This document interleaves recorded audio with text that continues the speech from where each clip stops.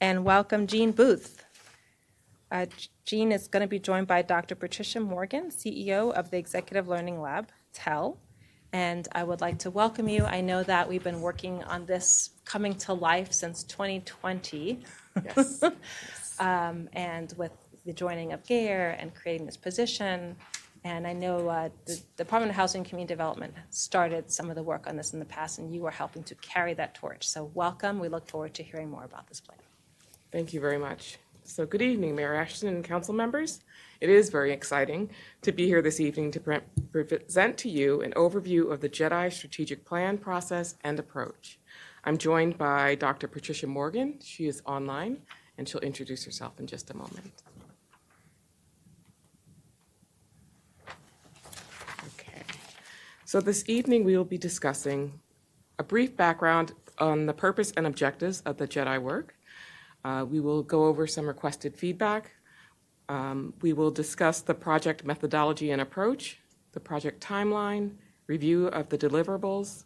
We'll talk briefly about next steps and future mayor and council meetings, and also circle back to requested feedback to gather your input.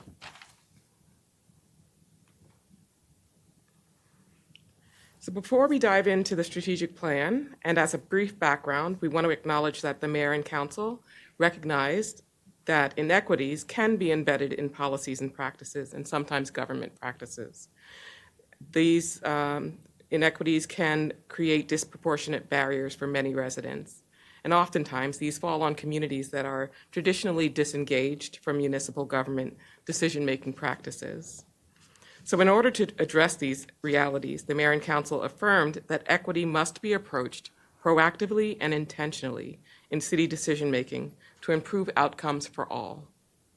On July 12th of 2021, they adopted Resolution 1021 that committed the city to policies and practices that reduce implicit bias and advance fairness, inclusion, cultural competency, and equity across all areas of municipal government. Additional resolutions have followed that and include Resolution 1221, Hate Has No Place, Resolution 1623, Resolution Against Anti-Semitism, and Resolution 1723, Rejecting Anti-Palestinian, Anti-Israel, Anti-Arab, Anti-Semitism, Anti-Jewish, and Anti-Muslim hate in the city of Rockville.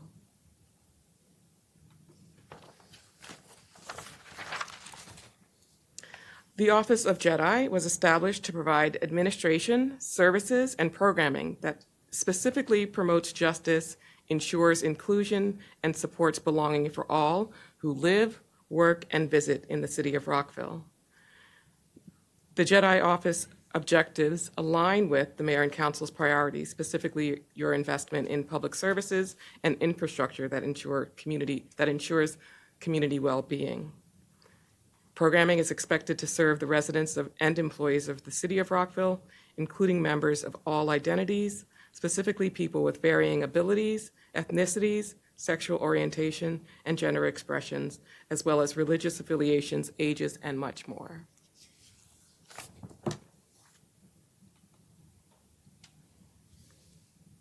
So in order to create a thoughtful and comprehensive strategy that's rooted in best practice, a solicitation to engage qualified firms to conduct a comprehensive assessment and analysis of justice, equity, diversity, and inclusion programming, and to develop a comprehensive strategic plan to guide policy and procedures that also includes metrics for accountability of progress towards the goals was executed.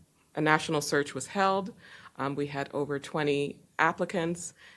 Submissions and selection concluded, and the Executive Learning Lab was determined to be the best consultant for this particular body of work. Primary components of the scope of work focus on conducting the assessment and analysis, a review of existing policies and procedures, and engaging a comprehensive engagement plan to gather feedback from stakeholders, both internally and externally. The development of a strategic goals and action plans with those before mentioned metrics for accountability will also be included.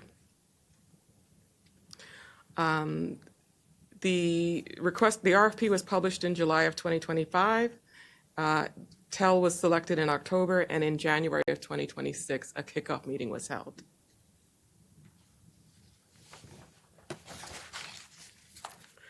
So this evening, we're asking for feedback on these three areas: on the engagement strategy, the community involvement plan, and engagement focus areas. So for this strategy, we're asking if you support the proposed assessment and engagement framework. For involvement, we would ask that if you support the proposed community sectors involved in that plan. And for the focus areas, we are asking if you support the proposed engagement focus areas.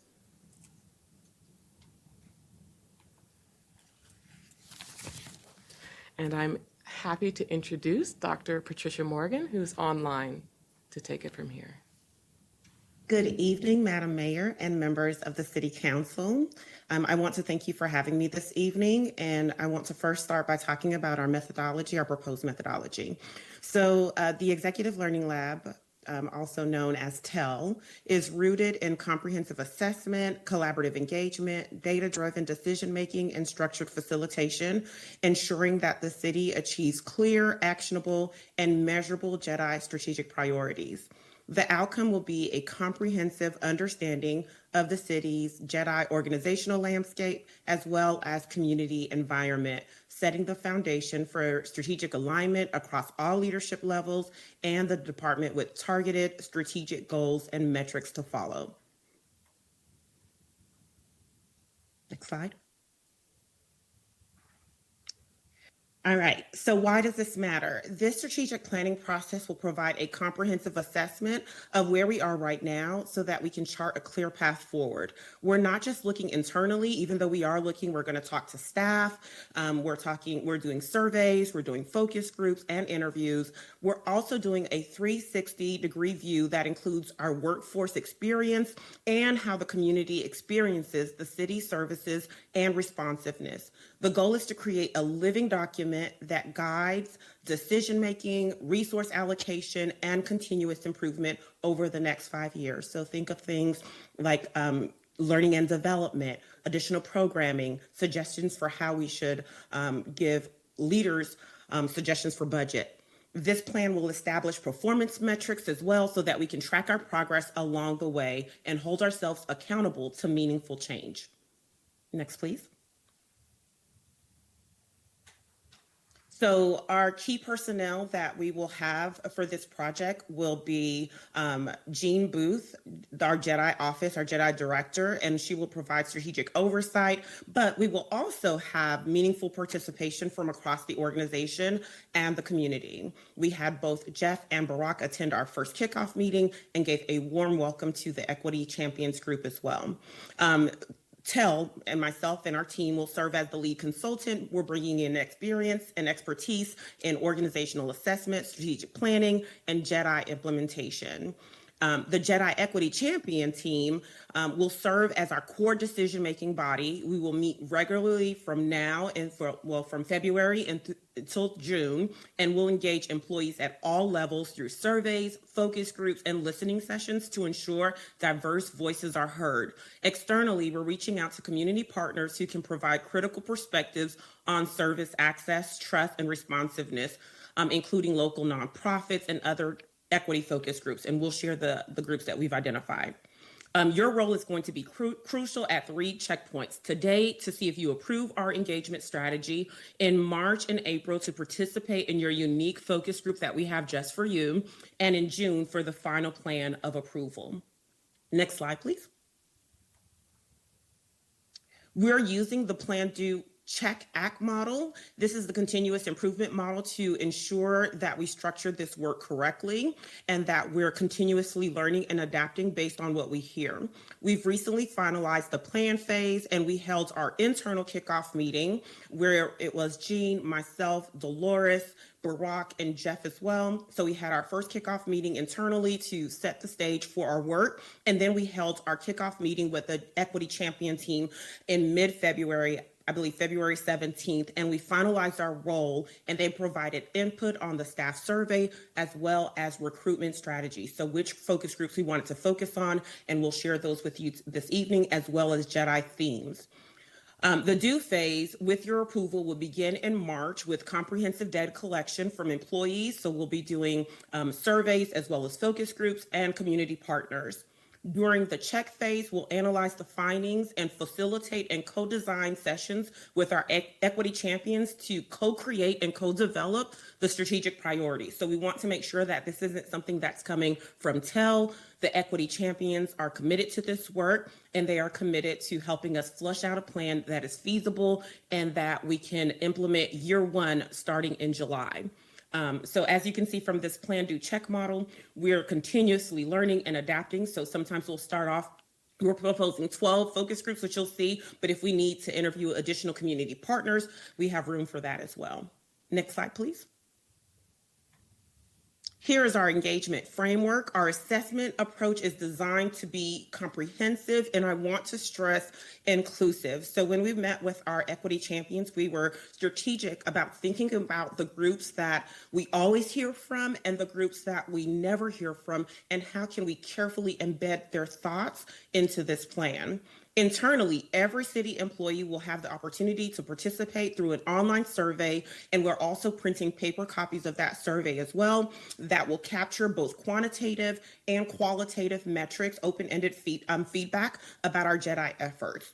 We'll supplement this with focus groups organized to engage diverse representation across departments, across job levels, length of service, and various demographics.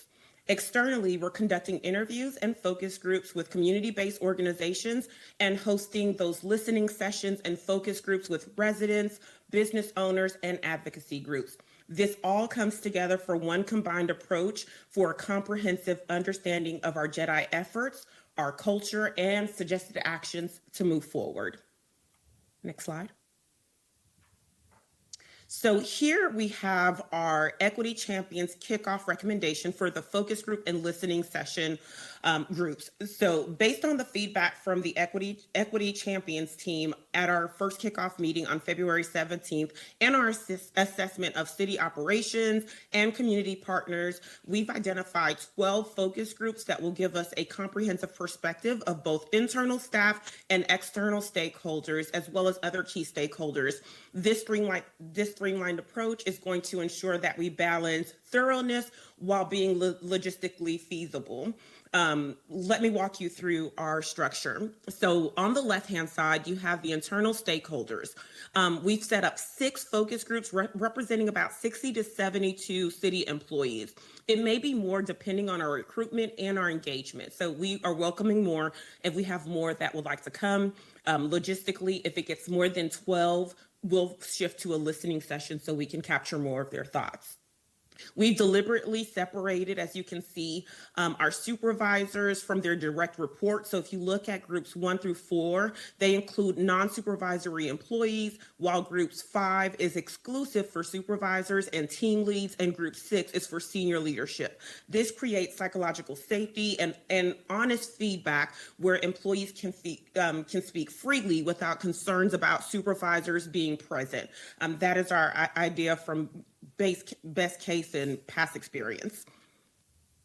Second, we have some clustering some employees who share similar work experience. So you'll see in group 1, we focus on public works and field operation, those who maintain our infrastructure, parks, provide essential field services. And we're probably going to schedule this during their lunch hour to accommodate their early start times. And we'll also bring food. Group 2 brings together our recreation and parks frontline staff. So think of the counselors, the coaches, instructors, and community center personnel who deliver programs directly to residents. Group 3 is our police department staff. Given the unique nature of law enforcement work and the importance of building trust, we're keeping this as a separate group. This survey will be mandatory for all officers, but the focus group participation is voluntary. We strongly encourage them to take the survey. For group 4, we consolidate our internal and administrative support staff, the behind the scenes employees who maintain operations and keep things running smoothly across all departments. So this includes administrative assistants, customer service, grants administrators, and other specialized support roles. Group 5 is exclusively for our senior supervisory staff and team leaders, the first line of supervisors, coordinators, and program managers across all departments. Critically, we're making sure that none of their direct reports will be in this session with them. In group 6, we have our senior leaderships. This is department directors, division managers, and assistant directors. This executive session will allow us to hear from them, setting the stage for strategic directions of what they need help with, what they've done so far, how they've implemented JEDI in the past. And group 7 is reserved for you all, the mayor and council members, to get your unique perspectives on the future JEDI efforts. And now I want to move over to the external groups. We've identified 5 external groups representing about 50 to 60 or 80 community partners, depending on how many stakeholders we have engaged.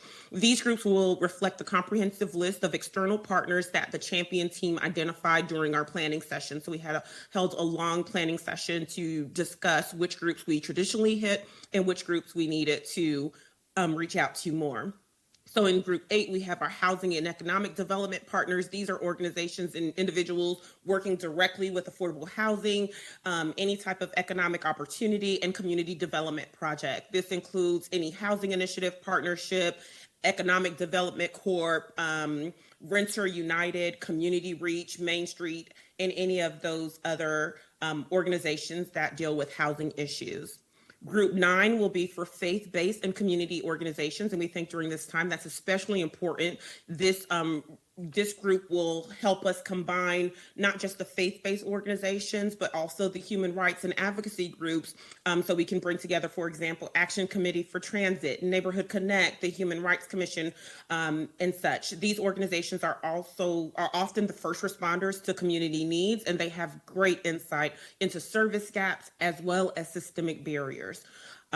Group 10 is our education group, and this is the group that will represent critical voices across the spectrum. So we have both education and youth and senior services. So in this group, we can have students as well as PTA representatives that can speak to educational equity, while the senior leaders and youth program representatives can bring perspective on some of our most vulnerable population. Group 11, we have this distinct role for, this is a dedicated space for residents who face some of the greatest barriers with civic engagement. We're specifically recruiting residents that represent diversity among demographics, neighborhood, limited English speakers, which we'll have translators for that session. And we'll provide multiple language translations if needed, as well as any type of accommodations requests that they have. It will also have transit-dependent residents in this group and specific neighborhood representatives. And lastly, we have the business and civic economic group, and these are our chambers, our trade associations, and local business owners and civic engagement organization. So as you can see from this structure, altogether we'll be meeting with over 130 participants and maybe more, depending on the engagement that we get when the focus groups recruitment is released. This structure gives us a comprehensive coverage while maintaining something that's logistically manageable. And so the team spent a lot of effort thinking about how to group these teams together. So we want your support on this as well as your feedback. Next slide, please. Next, I want to talk about the feedback on the engagement focus areas. So based on the JEDI Champions team, we structured our entire engagement around 4 core focus areas. It's important to note that these 4 themes are guiding everything that we're doing. It's like our lens that we're using to draft our staff survey, the questions for our focus groups and listening sessions, as well as our stakeholder interviews, both internally and externally. Theme 1 is around the theme of understanding awareness of JEDI principles and practices. First, we need to understand what people actually know about JEDI. For staff, we're asking, how well does your department communicate about JEDI? Are you aware of current efforts? This is baseline information, and it's critical because we can't advance what people don't understand. If awareness is low, we need stronger communication strategies. If awareness is high, but impact is low, we're talking about JEDI, but we're not translating that into action. Theme 2 will look at effectiveness and impact of existing JEDI practices. So we're looking at what do we need to know, what's landing and what's falling short. So internally, for example, are city programs serving diverse communities effectively? Is your department making progress on diverse hiring? Are language services and disability accommodations being provided? Externally, do city services meet diverse populations' needs? Are there gaps in accessibility or cultural responsiveness? This directly informs our strategic priorities. For example, if language services are strong, but disability accommodations are weak, we know we have to focus resources there. Next is confidence and preparedness. So, this leadership capacity is a theme that came directly from our champions meeting. We emphasized during that meeting that leaders need to support this work in applying the JEDI lens to their work. So we're asking supervisors and managers, as I stated, not just in the surveys, but also in the focus groups and interviews, how confident are you in creating inclusive environments? And addressing JEDI conflicts, holding others accountable. What barriers are preventing you from advancing JEDI? Is it lack of training? Is it limited resources? Is it unclear expectations? Is it or do you have competing priorities? So the survey results will tell us what training, resources, and support system leaders need. And then lastly, we have theme 4, personal feedback on experiences. So for the fourth one, we're looking for individual experiences of belonging, respect, and equity. This is where we are going to pose those harder questions. Do you feel valued and respected regardless of your identity? Can you be your authentic self at work? Is your voice heard? Do you have equal access to opportunities at work? We're asking about their negative experience. Have you experienced or witnessed discrimination, bias, harassment, or microaggression? This isn't just about collecting stories, it's about understanding patterns. And if certain departments or demographic groups report significantly different experiences, that tells us that we have some underlying issues that we need to address. So these 4 themes will give us a complete picture. Awareness tells us what people know. Effectiveness tells us what's working. Confidence tells us if people feel equipped to do this job. And personal experience tells us if JEDI is in our real life experience when we come to work and when we stay in the community. So every question on our survey, as well as our focus group, will map back out to one of these 4 themes. Next slide, please. And lastly, this is a visual representation of how this all works together to provide a final assessment of our engagement report. So earlier we showed you our assessment and engagement framework. This provides a visual representation of that. As you can see, we're looking at multiple perspectives, both internal and external community assessments and focus groups, while ensuring that our data collection process is completely confidential and voluntary, yet strongly encouraged. So I want to thank you for the gift of your time. Now I will toss it back to Jean to discuss what to expect next. Thank you, Patricia. So just a few more slides to talk about our immediate next steps, which will involve reviewing and incorporating the feedback we get from you tonight. We will then turn to finalizing our engagement plan, launching the internal staff survey, conducting the focus groups and listening sessions, both internally and externally, facilitating community partner interviews, analyzing the feedback, and drafting the initial findings.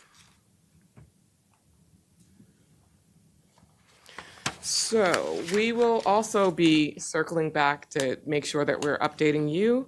This is our plan to come back to before Mayor and Council.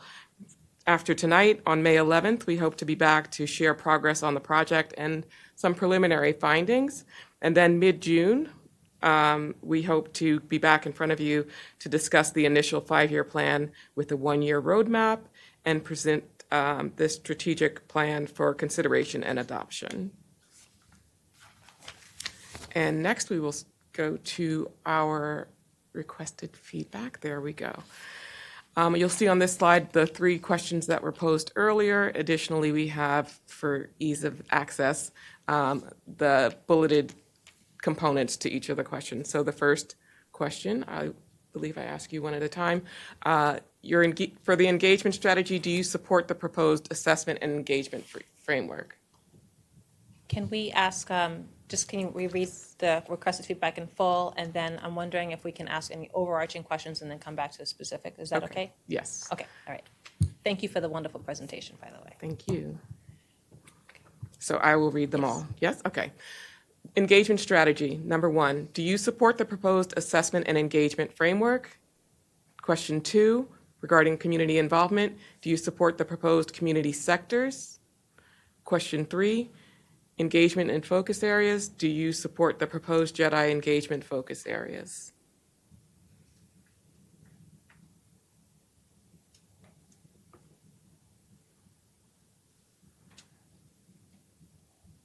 Okay, thank you. I just wanted to say thank you again for developing of this framework. I know this is not quite step 1 because you've already been doing a lot of work, but we're still early in the phase of developing this. So Yes. as I've noted, this has been long awaited, and we so appreciate the movement that you are making on this under your leadership. So thank you. I just had one broad question, and then I'm going to go to my colleagues and move from there. So we've had multiple resolutions, and there have been matrices developed in the past, as well as previous employee surveys, and the Human Services Advisory Commission, Human Rights Commission did a survey in 2022. So just want to make sure you guys have all that body of work, because there may be some interesting things to compare, like questions. Obviously, you'll want to create new ones as well, but just to see how we've shifted from some of the baseline data and where we still need to improve. Thank you for that question. Yes, we have shared a lot of data. We have a shared folder that we have provided to TEL, but I will confirm that we have all of the things that you just mentioned in that folder. Thank you. If you need help digging out old documents, happy to help. I know we've had some staff shifts. Okay. I'm going to go to Councilmember Jackson first, because we started this line last week. So. Thank you, Mayor. First, let me just say thank you for the work. I know this has been a long time coming, and my colleagues and I have been kind of chopping at the bit, wanting this for years now. And so it's really great to see the progress that you made, and I look forward to seeing continued progress. I think you have a good timeline laid out, and I think you have a good plan, especially with all the engagement that you have mapped out and that you want to do.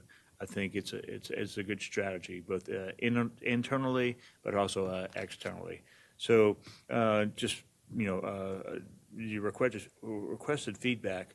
Yes to all of them. I mean, yes, I support the proposed assessment and engagement framework. Number 2, yes, and number 3, yes.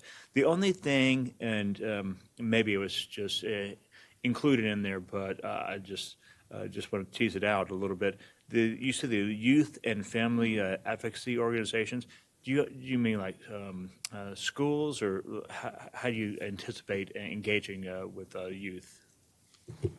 Yes, I anticipate that it would be schools and any community groups, but I'm going to let Dr. Morgan also respond to that question, because she looks like she wants to say something.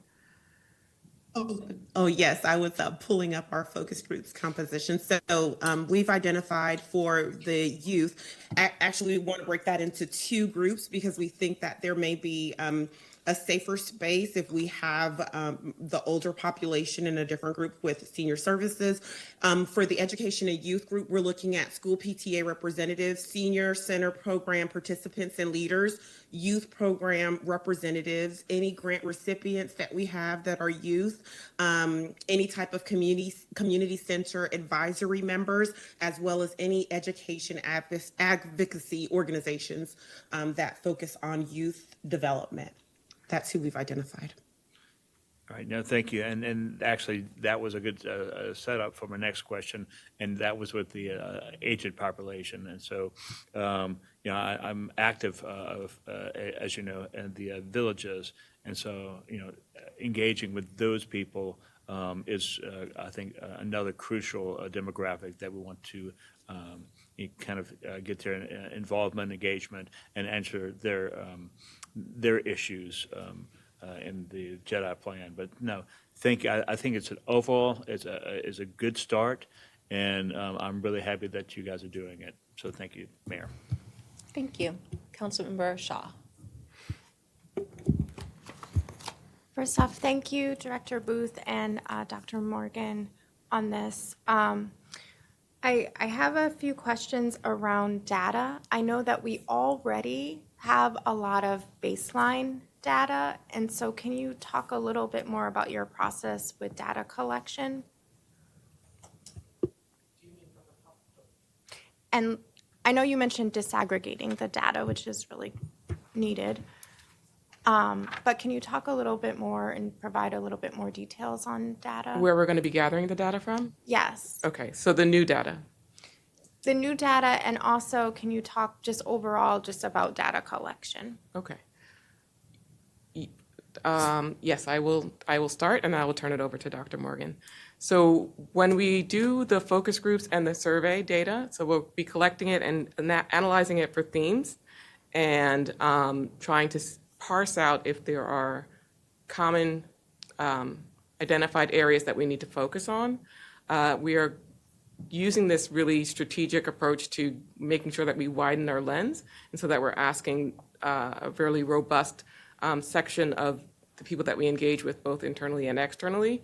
And so we have an expert in the consulting firm that will be helping us analyze the data. And Dr. Morgan can tell us what the platform is that she's using, because it's escaping my mind right now. I apologize. Yes. So we are using a survey development software. We just launched the test survey items that we are going to send to the equity team. We're using Sawtooth software, and we'll be able to disaggregate the data by multiple identity groups. I think that's a really important question, because oftentimes lived experiences at work and in the community differs depending on your age, your ethnicity, your if you have a disability, one that is maybe unseen sometimes or not visible. And so we are looking at the data when we do the surveys. We're asking demographic data so that we can break it down and see, okay, are you experiencing microaggression because of any particular background that you have? For example, we even have a breakout question on if you are a staff member with disabilities. So that's just an example of how we're going to get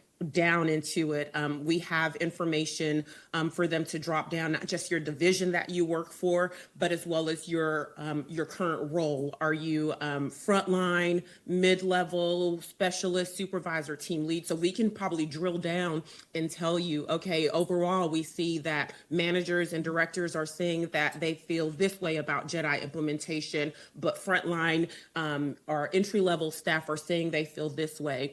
We break down the employment in Rockville to time. So we have less than 1 year, 1 to 3 years, 4 to 6 years, 7 to 10, 11 to 15, and 16 more. And we also have age ranges as well, from 18 till 65. And we also have prefer not to answer, because we do find that in order to create a safe space that we need to have that question. And there's also, for some of the survey questions, unsure, because there are some people that are unsure about our JEDI efforts in their departments, and that's also important to know. But when we talk about disaggregating that data, if we see that a whole group of supervisors or team leads are unsure, then that's going to tell us a different story.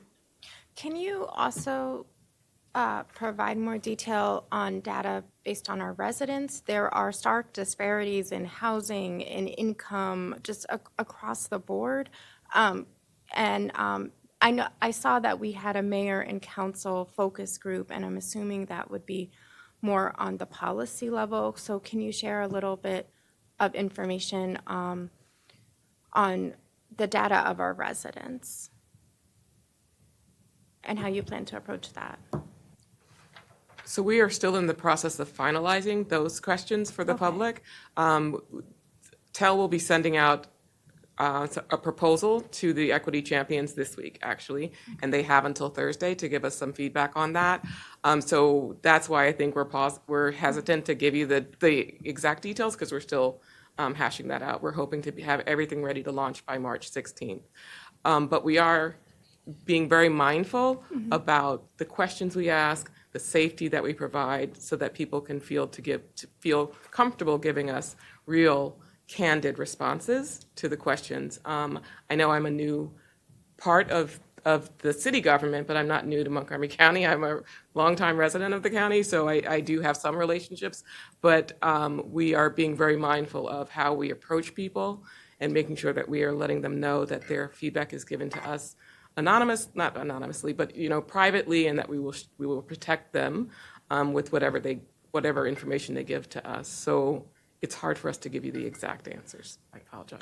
I appreciate that. And I know we've been focusing on our housing priority, and within our past few work sessions, there has been a lot of data, like in our last work session, I believe like 46% of tenants are in their home for like just one lease, which is a lot of instability, and our evictions are increasing. So data like that, and I know that we have gotten into disaggregating some of that data and who's impacted the most. So that kind of baseline information will help to inform policy making in the future, to help to address and get to equity, and to find out where those gaps are. But I greatly appreciate this work, and I'm very excited and want to support you as much as possible. Thank you, Councilman Van Grack. Thank you very much for this presentation, and I know the significant amount of work that went into this. I know it's a long time coming. You're going to hear from all of us how much we appreciate it. First question I had was, and I know you went into this a little bit, but I was wondering if you could explain a little bit more with regard to the external shareholders. How do you propose reaching out to the different external shareholders to ensure, as you've presented, that we really want to have a diverse areas, diverse stakeholders, whether it's religious, non-religious, nonprofit, different sectors of the community, who really want to be engaged and want to help guide both how the city deals in things internally and externally? Thank you for that question. So we are going to leverage our existing relationships. So we have the very widely diverse equity champions that represent all different sectors of the city organization. We are also going to, they went right out of my head. So we're going to leverage those existing relationships, but we are also thinking through historical information about partners that we have. So we have, from my predecessor and other people, we have lists of community partners that have been forthcoming in the past, and so we will use that as well. So go ahead. I'm sorry. I was also going to mention, because we mentioned this before, a lot of our grant recipients over the years, if you think about it, are groups that are very deeply engaged in this space. We have relationships with them. We know that when we have partnership and relationships and we both have skin in the game, there's more likely an opportunity for folks to provide candid feedback. So we're going to use all those experiences and past relationships to try to gather data.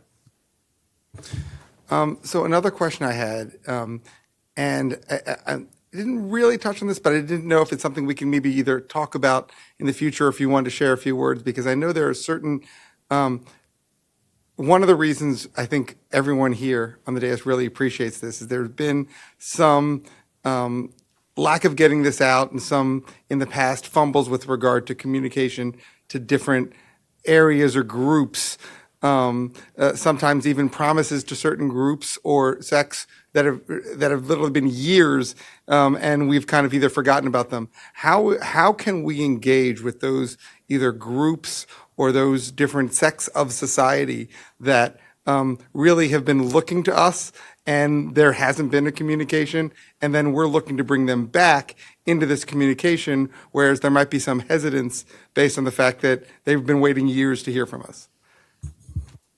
That's a great question. And my initial answer is that we are partnering with our Communications and Community Engagement Office, who is expanding the team, and we are utilizing their expertise at ways at which to get just to what you're saying about how to reach those folks that have traditionally been disengaged from city actions. And so we're working with our partners here in the city at CCE to help us develop a plan. So that's it. We started working with them Well, we've always worked with them, but we reached out to them and they were starting to build that plan starting last week. So we have a 6-step process for that. Great. Mayor, do you want us to go through some of the feedback or wait for the specific feedback at this point? Feedback on these three? Yeah. Yes, please. Oh, okay, Yes. all right. Councilman So- Jackson did, and I think you were supportive as well. Okay, so my request feedback on 1, 2, and 3 is yes. I think how you've described this direction is excellent. The only thing kind of similar, kind of my comments, especially with regard to the community involvement, is casting as wide a net as possible. I mean, sometimes even looking broad to some areas that we even haven't engaged with. And just one example, I know that some of the different groups and individuals with regard to service dogs and how they are involved within the city and within some of our pedestrian access areas feel, in my conversation with them, they haven't really been involved with JEDI. And even when we're talking about some of the religious groups, making sure we're casting a wide net with the religious groups, because I think with regard to JEDI, I don't think we can catch too wide of a net, because there's so many different groups that really want to engage with us in both how the city engages outside to the public, how we do the things that we do with regard to our infrastructure, with regard to our city services, but also how we do things internally as well. And I don't think the community involvement and how we reach out to these external shareholders could be broad enough. And the more outside of the box thinking we have during those meetings that I know you're going to be engaging with the city and the shareholders, it's one of these processes that the more we do engagement, the better it'll be. Thank you. Mr. Mihalik. That's really good feedback from us. That's exactly why we're here. And I will just take it a step further. If any member of the body wants us to reach out to a particular group, large or small, and just say, hey, let's make sure we touch them, especially if there is history that Gina or I may not know of, that they feel like they've either been marginalized, ignored, or we promised to include them when we didn't, which is the biggest sin, in my opinion, just let us know, and we'll make sure to reach out, okay? Thank you, Mayor. Great, thank you so much. Thank you. On that note, since you're on that topic, is it possible, I know I heard the consultant rattling off. Can you send that to us so we can see who's missing? Absolutely. Okay, thank you. That'll be helpful. Dr. Miles. Thank you, Madam Mayor, and thanks also city staff for the presentation and to the presenter for the information as presented. I overall have no major comments in terms of the feedback you're requesting of us. I have no major edits to the proposed assessment or engagement framework, number one. Number two, the proposed community sectors, they make sense to me. I support that. And number three, the proposed JEDI engagement focus areas. Yeah, I think you all covered it all. And I think my colleagues have added some nuance and things to follow up on. So again, thanks again for your time and presentation. Thank you, Councilwoman Fulton. Thank you, and thanks for this. I do have two general questions to make sure that I'm thinking about this right and approaching it the right way. One, it seems like there's two related but very distinct components to this strategic plan. It sounds like there's a workforce plan and there's a resident plan. And we're going to kind of try to make them one thing. So I'm going to take this one just because Gene and I have talked about this a lot over the past 6 months. So I think you guys know that I've been involved in developing JEDI strategic plans. This will be my third city. So, and there's to get success in this space, it can't just be you hire a JEDI director or coordinator and say, go get them, Gene. It's not going to work that way, right? Mm-hmm.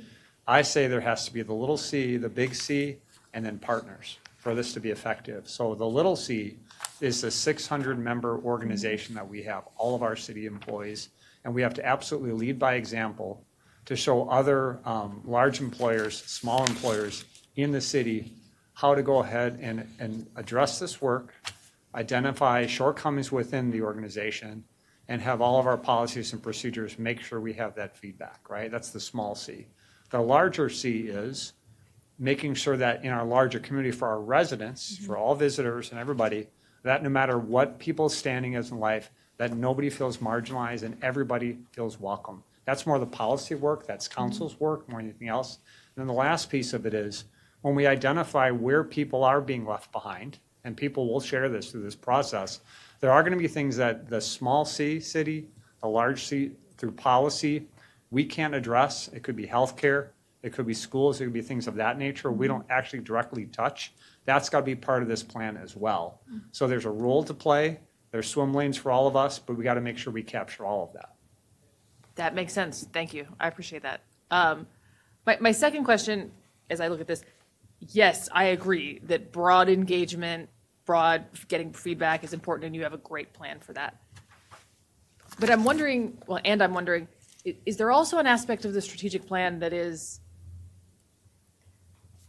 case studies, peer benchmarking, literature reviews, like that takes us from, okay, what do we do with this feedback? What do the experts tell us we should do to address it? Does that come in as well? Absolutely, yes. I'm like nodding. Yes, absolutely. So it starts with a review of our policies and procedures. It starts with the gathering of all this information, and that also includes a review of best practices. So what our consultants know from experience, but also what the industry. There's a lot of folks doing this work across the country, and we are definitely tapping into that. We're engaged in different groups and organizations regionally and then nationally. And so, yes, absolutely, best practices are a part of that. So Thank thanks you. for the I question. figured as much. Like, Yeah. You're going to get a wealth of things on like what we should address. Then it's the how do we address it part that I want to make Exactly. sure that we've got too. Awesome. With that, my feedback on all of these is yes, yes, and yes. Looks good. Thank you. Thank you very much. Councilmember Larry, you're up next. Thank you. I love this new system. I know when I can speak. It's very orderly. I'm really appreciative to both of you for pulling together. This is a great presentation, and I really appreciated. It was very easy to kind of understand the assessment engagement framework. Was going in, I was familiar with that. So when I opened the agenda, I was like, oh, I know this. I've done this before. So that was actually extremely helpful. I am supportive of all three. So so I don't get in trouble with Madam Mayor or Mr. City Manager, I approve. But I do have some random, off the top of my dome, Marissa thoughts here. So the one thing, and Councilmember Shaw and I were both on Charter Review Commission. That was, there was a census-based demographic analysis that was in that report. Prior to that, before the Charter Review Commission started, there were the inklings of a similar analysis that I'm happy to share.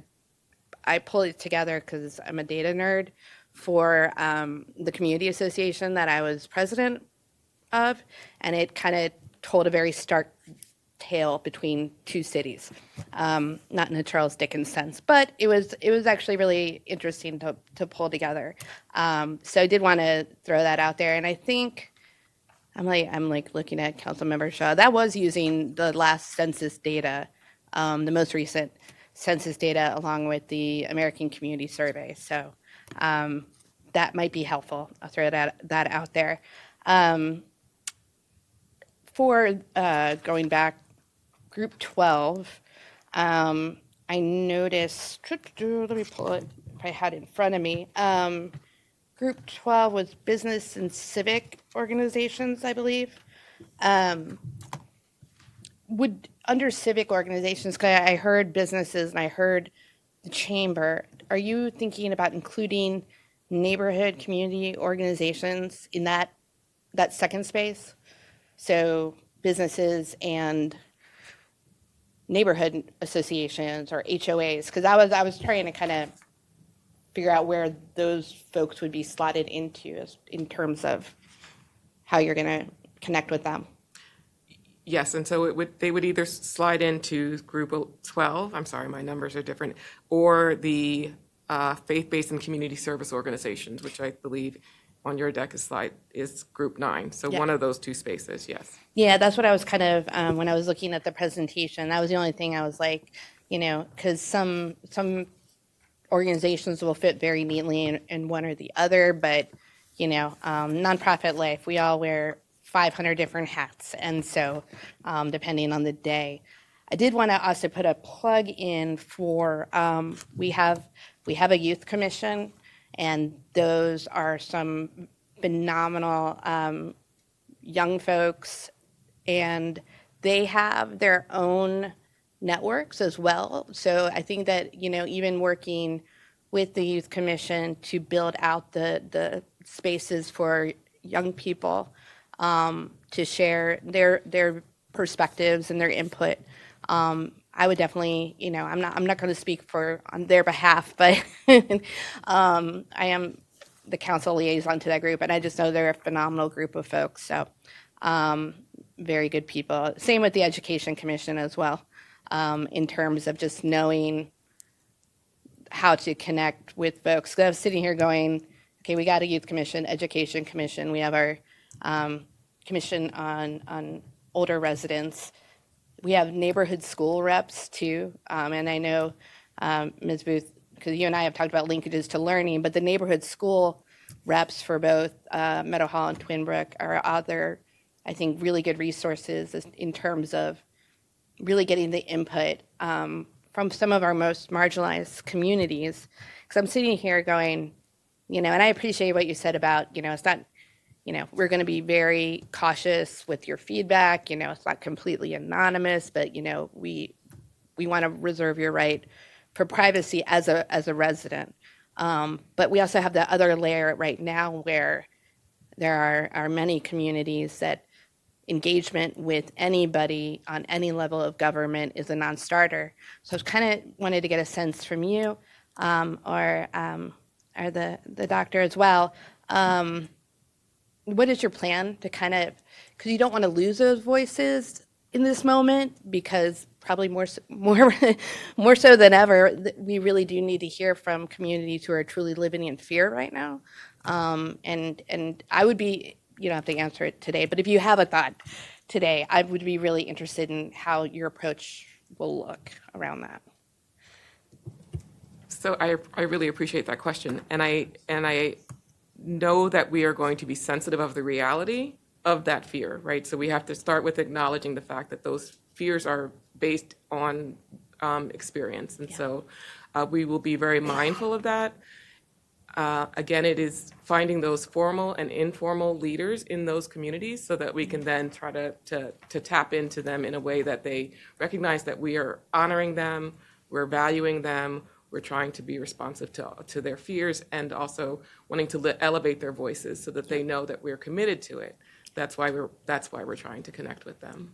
Absolutely. Yeah, no, it's definitely, I think it's a challenge on a variety of levels. I will say that our community center supervisors are just, I can, I'm a big fan of all of them, and I think that they have found a way to kind of, they have that community trust, and I think that's, a huge part, because you can come along and be like, no, trust me, and, you're not going to maybe at the end of the day.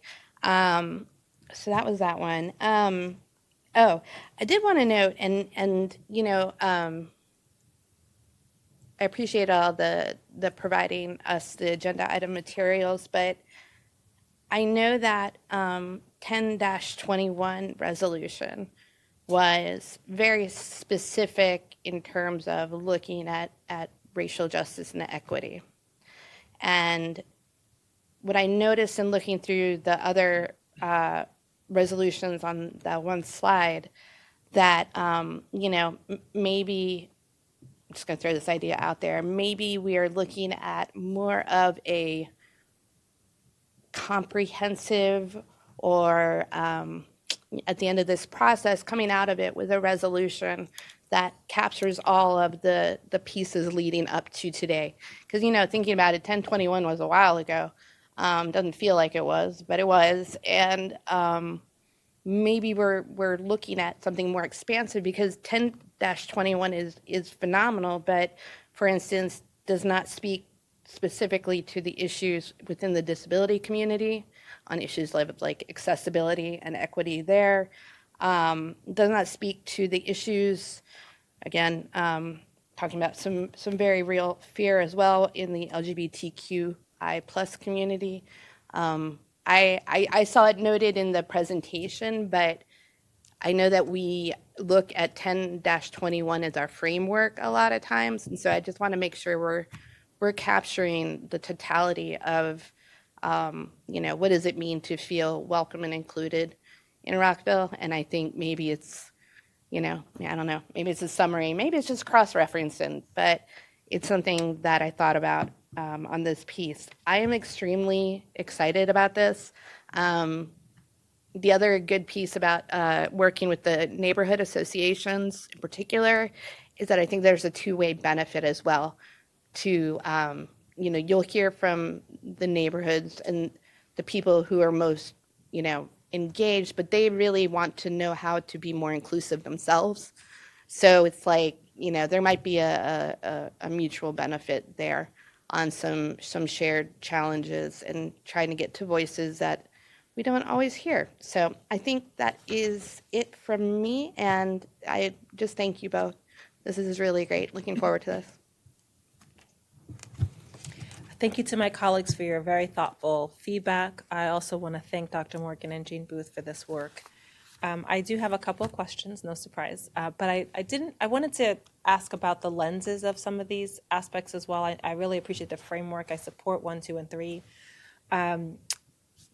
When you look at disparities and you look at how you're going to approach equity, I wasn't sure if you had mapped out the focus areas, like the interfaith aspect, the racial ethnic aspect, disability community, which is about 10% in Rockville, socioeconomic, there's at least a 6% poverty rate, as noted in the disparities data on the city's website, age, gender, and then apart from that, and language, and I would say also adding our immigrant communities who are feeling very, very vulnerable right now. So I was just curious what is that list of lenses that you have that you're bringing to the table of looking at how you're going to splice the data and how we're going to look at how we can improve areas for those populations? Thank you for the question. I'm looking at Patricia, Dr. Morgan, just to see, and I'm going to have to flip through my pages to get to your answer. But Patricia, do you have a more readily available answer? Thank you. Yes, we also follow the GARE racial equity framework. As you know, it's not just as a member, it's not just a process, it's also a product. And so we are very intentional as not just gathering the data from residents for the strategic plan, but using this as a build bridging opportunity. We understand that some people sometimes are invited to these to give their participation or to give their input and to participate in these types of things, and it doesn't go anywhere. So we're using this as an opportunity to say, hey, we're listening to you, we're building this for you, and we're communicating. We've worked on the first draft of the internal staff communication. We'll work on the external next. But what we've done is we've been intentional about mapping out the staff communication, so both posters and emails, as well as why they should participate, what's the benefit for them. And we also have a closing survey that says, a closing communication that says, now that we've ended, this is how we're going to stay in touch with you. This is how we're going to continue doing this work. So it's not a surprise when they get the 1-year roadmap or the 5-year strategic plan. And we'll do the same thing for the community members. And this also connects to your earlier question. We recognize that during this time, we may have groups that are afraid of coming to in-person events. So when we broke up our focus groups, we actually recommended different formats. So we say, for example, for some particular groups, this may need to be a virtual event in the evening so that we can ensure participation and ensure a safe space for them to participate. So we're intentional about how we're getting that feedback and how we're communicating to them about the importance of how we want them and why we want them to participate. Excellent, thank you. I appreciate you sharing the GARE framework, which I know Mayor and Council pushed to be a part of in 2021, I believe, 2020 and 2021. I did want to also ask about the lenses from another perspective this may be a byproduct of what you hear, but it may also needs to be intentional about what we ask. So you already heard some of my colleagues talk about housing, socioeconomic opportunities, as well as like public safety. Those are some areas that we've previously explored in the last matrix, but there are likely other areas that we have to see. And I understand that it may be different for the public versus employees, right? In terms of what they're seeing internally as an organization. So I wanted to just flag that as another area to sort of bridge what are the areas we might be improving. Some we might start with, and we might hear from the populations that you're reaching out to, they're more to consider, but I do think some prompts to help us think through the key areas would be helpful. And I appreciate that. I love that you're taking the employee approach. I know that we did that sort of starting before, like an employee survey, employee focus groups, as well as residents. I think in the past employee surveys, there have been some things that says there needs to be some improvement. So I'm curious to see how that has changed over time. And we can't develop the programs we want to develop if we're not doing well internally first. So I just want to say thank you for that. When you looked at the internal stakeholders on that chart, I just wanted to flag, and it's probably already in there and I may have missed it. I see you have Rec and Parks and DPW, sort of frontline workers. Do you have housing and community developments as frontline workers there? I didn't see it on the list, but I just wanted to make sure we have them. Yes, there definitely are. There are layers, and we tried to consolidate them to get onto this slide. So one slide, but Perfect. yes. That makes sense. In group one and in group two, there are subsets that That's include. fantastic, because I know that particularly the community development Yeah. side too, they're hearing about a lot of the social service needs of our community. I want to make sure that they're included. So thank you for clarifying that. Yeah. There are also some things that I'm hopeful that we'll learn, or that maybe through the recommendations that will help us with our approaches. So for example, when we're doing surveys, how are we asking about racial and ethnic data, having a standardized approach? I flagged last week, this week, I can't remember, that we, like, across 3 surveys, we were with 3 different ways. But so that we can sort of create a universal ways of we're asking questions about different areas, making sure we're including indigenous populations, making sure we're including Latino populations.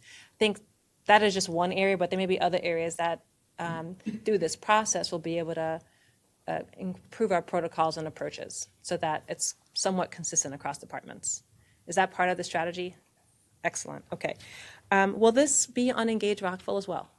Excellent, I okay. have my thing on. Yes, both. Yes to both of those questions. And then, are we planning to do any updates? I know that things have changed with census data, but are we doing any updates to the disparities page in the future based on, you have a really good page on data. As my colleague mentioned, it includes census data, it includes the American Community Survey updates, and it really has a nice interactive mapping. I'm wondering if part of the byproduct of this will include additional information that we can add to that page. Yes. Okay, excellent. There are also things that I think, when I first got on council, that I felt like, I'm hearing from some residents that we need to be more equitable across neighborhoods. So it may not be even racial equity lens, but there's like a geographic equity. So I'm hopeful that that's part of the process as well. I mean, and it also relates to our approaches. For example, in the past, the city was, I mean, it does excellent in terms of responses, right? But there's some neighborhoods who are less likely to ask. And so over years and years and years, those neighborhoods might have less service because they're not proactively asking. And we've been working to change that culture of like proactively going out and reviewing. And so how would that fit into how this might improve our approaches as a city? We are very mindful. This is not the first time I've heard that statement, and so that's something that I've been considering since I got here last summer.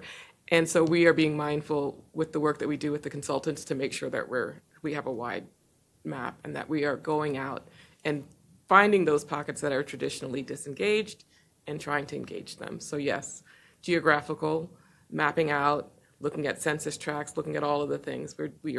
That's a part of what we're doing. Excellent, thank you. And I will note that some people are survey takers and some are not. So I love that you have focus groups and that you're going to intentionally reach out to some organizations, because sometimes you have to kind of be more, take a friendly, interactive approach. Yes, I am in. And not just a build it and they will come approach. So thank you for the thoughtfulness on that. I did want to note a couple of things. One is there is a principal roundtable that the Education Commission is organizing. The principals know so much about our community. What are some of the social issues people are dealing with? where inequities, they just see so much. So I wanted to flag that in addition to my colleague mentioned the villages, some of those built-in networks that are there. My colleague mentioned the Youth Commission. I love that you're talking to grantees. There's some things that I also thought we could look at and see, is the city doing all that it can? So we have a fantastic Asian Pacific Task Force. We have a fantastic Latino Youth Development Program. Are we missing something there? Like, do we need to add to build on some of that great work? We have seen in the past month some challenges that have resulted in public safety issues and youth who are at risk. So should we be doing a African American cohort, doing more to reach out to Asian community? I want to think about all of our populations, and is the structure we have in place enough? And if not, what do we need to do? And sometimes it's not us, but it's connecting the partners. I just want to have that discussion. And the same thing in our public safety workshop, we talked about sometimes the police know who's at risk, and maybe to prevent crime in the future, prevent things from escalating, we could be better connecting to community development. We can be better connecting to recreation and parks and leadership and job opportunities and things that help people, grow and thrive and be their best selves versus at-risk behaviors. So I just wanted to note, I'm hopeful, very hopeful that we can create real community change with some of the things that you're hearing, but I wanted to flag some of those areas that I've been thinking about as well. Thank you.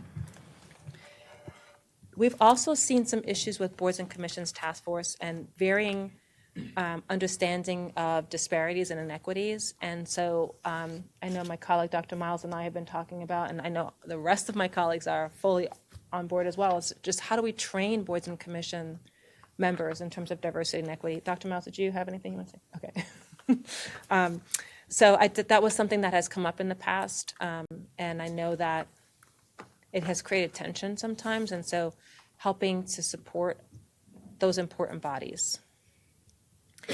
And how do you plan to share what you're doing with the boards and commissions? I know that HSAP, Human Services Advisory Commission, and Human Rights Commission have played a leadership role in looking at surveys and providing input.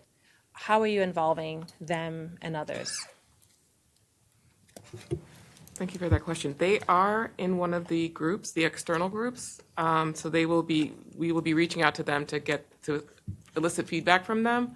And as far as communicating out, we're communicating through a number of different ways, including Engage Rockville, our internal IROC site, as well as just working with CCE, Communications and Community Engagement, and making sure that we're getting the messaging out through a number of different ways. So we will stay in touch with everyone.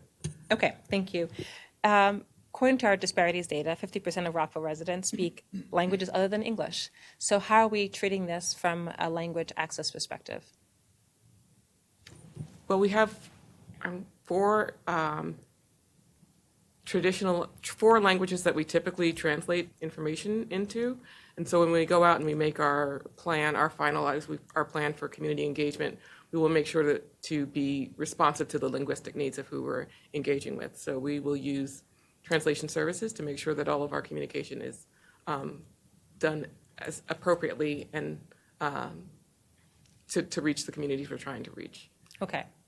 And then how will your recommendations, ultimately I imagine you're going to share findings and then that will lead to recommendations, right? Is that what I'm hearing? That's the plan, yes. And as my colleague noted, you'll do some research based on here's what other places Best have done practice. that we can be doing better.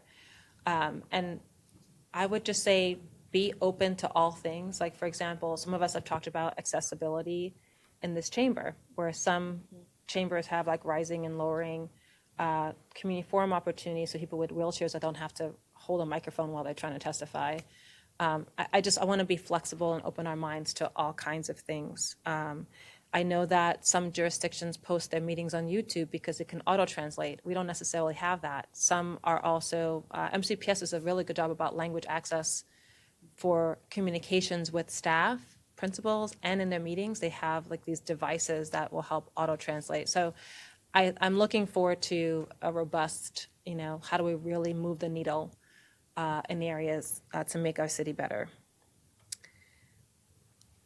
When you do outreach groups, I just want to remind that we are a nonpartisan city, and so You know, we're not overly politicizing issues. We are really trying to focus on the depth of that. So, and if we start to get into political groups, then we have to open to all political groups. So I just wanted to say that as a baseline. And then lastly, I wanted to share something that I've heard from some of our principals and I've seen is as we work to improve housing affordability and have some great properties across the city that we're trying to improve the quality of housing. The other thing that's not talked about as not enough is also the wraparound services to help lift people up. And I don't know how you would define if this would be part of that or how you could look at that, but I'm seeing a lot of inequities in some of the communities that I want to make sure we're really serving them well and helping people reach their highest potential and that they feel fully included in our community. So I wanted to also note a potential focus on some of those communities that don't feel as well engaged. They might not be connected to a community organization, and they have really important needs to be addressed. So that is what I have. Thank you. I want to ask you a question. I think you've heard for all my colleagues about the three. Is there anything else that you need a clarifying comments from or polling? Do you feel like you have what you need? I definitely have what I need to move forward, and I'm just looking forward to your engagement with the consultant in your session. Okay, So, thank you. yeah. I'm just going to look at my colleagues to see if there's anything else that has been unsaid that we need to say. I know we'll follow up with you and city manager directly. All right. Dr. Morgan and Ms. Booth, thank you for your time, your thoughtfulness on this. This is so critical. I know we're tackling big things from zoning to election codes and this, so I just appreciate the work that the team is doing. And I know my colleagues do as well. Thank you very much. Okay, thank you.